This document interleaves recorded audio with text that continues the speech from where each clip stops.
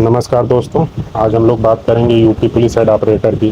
दोस्तों, UP police में एक डिपार्टमेंट होता है रेडियो विभाग, जिसमें वायरलेस वगैरह का यूज होता है, उसके बारे में सिखाया पढ़ाया जाता है और उसी से संबंधित वो लोग कार्य करते हैं। तो इसमें मुख्य रूप से 3 वैकेंसी कराई जाती जो 2022 में आई थी, आप लोगों ने देखा होगा। एक होता है हेड ऑपरेटर, एक होता है असिस्टेंट ऑपरेटर, एक होता है वर्कशॉप ऑपरेटर। बाकी दोस्तों, ये तीनों के लिए क्या अलग अलग क्वालिफिकेशन होती है, क्या एज लिमिट होती है, क्या सिलेबस होता है, एग्जाम पैटर्न क्या होता है, क्योंकि 2022 में आई थी तो मैंने भी इसको हेड ऑपरेटर और असिस्टेंट ऑपरेटर दिया, तो क्वालिफाई भी था, रनिंग भी मैंने की थी और फाइनल कट ऑफ से मैं बाहर हो गया था। तो मुझे अपना व्यक्तिगत अनुभव है इस भर्ती को लेकर के, तो मैं सारी डिटेल आपको बताऊंगा इस वीडियो के माध्यम से। तो जुड़े रहिए, वीडियो स्किप मत करिएगा। तो दोस्तों, सबसे पहले हम लोग बात कर लेते हैं कि ये वैकेंसी आएगी कब। तो दोस्तों, इसकी वैकेंसी आएगी आपको अक्टूबर में, एकदम 100% श्योर है कि ये वैकेंसी आपको अक्टूबर में देखने को मिल जाएगी। अभी 2022 वाली वैकेंसी क्लियर हुई है 4-6 महीने पहले।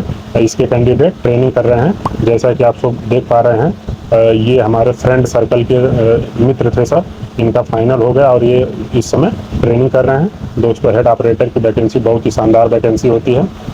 4200 ग्रेड पे की होती है, जो सिविल दरोगा होता है उसके समकक्ष ही होती है। तो इसमें चूँकि क्षेत्र में काम करने वाला कोई लोड नहीं होता है, तो इसमें बड़ी आराम की नौकरी होती है। मुख्यालय पे जहाँ रेडियो कार्यालय रहता है वहाँ पर आपकी नियुक्ति कराई जाती है और आपके अंडर में असिस्टेंट ऑपरेटर और वर्कशॉप ऑपरेटर ये लोग काम करते हैं। तो चलिए बात कर लेते हैं आगे सारी चीज़ें इसके बारे में। आज मैं स्पेशली हेड ऑपरेटर की बात करूंगा, फिर अगले किसी वीडियो में असिस्टेंट ऑपरेटर और वर्कशॉप के बारे में आप सबको शॉर्टकट में बता दूंगा। तो दोस्तों, सबसे पहले भर्ती कब आएगी, तो दोस्तों भर्ती अक्टूबर में आ जाएगी आपके सामने। और इसमें पदों की संख्या, दोस्तों पदों की संख्या अभी निर्धारित नहीं हो पाई। जैसे ही मुझे इसके बारे में कुछ अपडेट निकल के मिलेगी, मैं आपको तुरंत अपने वीडियो के माध्यम से बता दूंगा। तब तक के लिए चैनल को सब्सक्राइब कर लीजिए ताकि आपसे कोई अपडेट छूटने न पाए। योग्यता की बात करें दोस्तों हेड ऑपरेटर के लिए, तो इसमें 12th यानी कि कक्षा 12 आप पास होने चाहिए फिजिक्स और केमिस्ट्री से। और उसके बाद इसके साथ साथ आपने डिप्लोमा में पॉलिटेक्निक किया हो। और दोस्तों, पॉलिटेक्निक किस ट्रेड से ज़रूरी होता है वो भी मैं आपको बता दूं। डिप्लोमा अगर आपने कर रखा है तो पहला इलेक्ट्रिकल इंजीनियरिंग से आपने किया हो, या फिर दोस्तों दूसरा मैकेनिकल इंजीनियरिंग से किया हो, या फिर दोस्तों आपने कंप्यूटर साइंस से किया हो, या फिर आपने इंफॉर्मेशन टेक्नोलॉजी से किया हो, या फिर आपने इलेक्ट्रॉनिक इंजीनियरिंग से किया हो। ये और इस तरीके के कई सारे ट्रेड होते हैं जो इसमें वैलिड होते हैं, चल जाते हैं। इसमें दोस्तों बीटेक वैलिड नहीं होता है। 2022 की वैकेंसी में डिप्लोमा वर्सेस बीटेक काफ़ी मामला भी कोर्ट में चला था सालों तक, तब जाके फाइनल कोर्ट का डिसीजन आया और भर्ती बोर्ड ने भी स्पष्टीकरण दिया कि ये वैकेंसी केवल और केवल डिप्लोमा होल्डर के लिए है, बीटेक वालों के लिए नहीं है। तो यदि आपने बीटेक कर रखा है तो ये भर्ती आपके लिए नहीं है, इसमें अपना समय बर्बाद ना करें। बाकी इसी परिप्रेक्ष्य में आगे बात कर लें कि दोस्तों इसमें आयु सीमा क्या होती है। तो दोस्तों, इसमें मिनिमम आयु सीमा 20 वर्ष मांगी जाती है और मैक्सिमम 28 साल मांगी जाती है। SC ST के और OBC के लिए 5 साल की अतिरिक्त छूट मिलती है। बाकी दोस्तों, ये 2022 में वैकेंसी आई थी, अब जाके फिर अक्टूबर में आने वाली है 2026 में।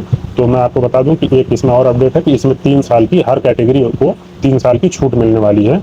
तो बाकी ये रहेगा उम्र का क्राइटेरिया। बाकी दोस्तों, अगर इसमें बात कर लें कि पेपर पैटर्न अब क्या होता है इसका, तो पेपर पैटर्न में दोस्तों ये दरोगा का जो सिविल दरोगा का एग्जाम होता है सेम वही पैटर्न है। इसमें टोटल 160 क्वेश्चन आते हैं और 160 क्वेश्चन के लिए आपको 400 अंक प्राप्त दिए जाते हैं और इसमें निगेटिव मार्किंग नहीं होती है। और समय की बात करें तो दोस्तों, इसमें समय जो नॉर्मल सिविल दरोगा की भर्ती है उससे अधिक समय 30 मिनट यानी कि आधा घंटा का समय अधिक दिया जाता है, यानी कि इसमें टोटल 150 मिनट का समय आपको दिया जाता है। फिर दोस्तों, आगे इसी प्रक्रम में बात कर लें तो इसका सिलेबस क्या होता है। तो सिलेबस की बात करें दोस्तों, तो इसमें Hindi, GK GS, math, reasoning ये चारों सब्जेक्ट होता है, लेकिन GK GS में आपका मूल विधि नहीं होता है और इसमें साइंस का वेटेज थोड़ा सा ज़्यादा होता है। तो बात कर लें कि हिंदी आपका 40 क्वेश्चन आएगा, जिसके लिए आपको 100 अंक प्राप्त दिए जाएंगे और GK और साइंस मिला के 40 क्वेश्चन पूछे जाएंगे, जिसके लिए आपको 100 अंक दिया जाता है। यानी कि एक क्वेश्चन 2.5 नंबर का होता है, सेम वही सिविल दरोगा की तरह। बाकी मैथ की बात की जाए तो मैथ भी 40 क्वेश्चन रहेगा, जिसके लिए आपको 100 अंक दिए जाते हैं। और बात करें रीजनिंग की, तो रीजनिंग भी आपका 40 क्वेश्चन रहता है, जिसके लिए आपको 100 अंक दिए जाते हैं। फिर बात करें दोस्तों इसी प्रक्रम में कि पेपर पैटर्न इसका क्या होता है। तो पेपर पैटर्न दोस्तों, कुल आपके 160 प्रश्न होते हैं और समय 150 मिनट का होता है नहीं दोस्तों, ये तो मैंने बता दिया, सॉरी। फिजिकल स्टैंडर्ड की बात करें, फिजिकल स्टैंडर्ड की बात दोस्तों, जैसे कि इसमें हाइट कितना मांगा जाता है और सीना कितना मांगा जाता है। तो दोस्तों हाइट की अगर बात करें मेल के लिए, अनरिजर्व और एससी और एसटी, सॉरी एसटी नहीं, ओबीसी कैटेगरी के लिए 168 सेंटीमीटर की हाइट इसमें रिक्वायरमेंट होती है। और वहीं फीमेल की बात करें, अनरिजर्व, एससी और ओबीसी महिला अभ्यर्थियों के लिए तो 152 सेंटीमीटर की रिक्वायरमेंट होती है।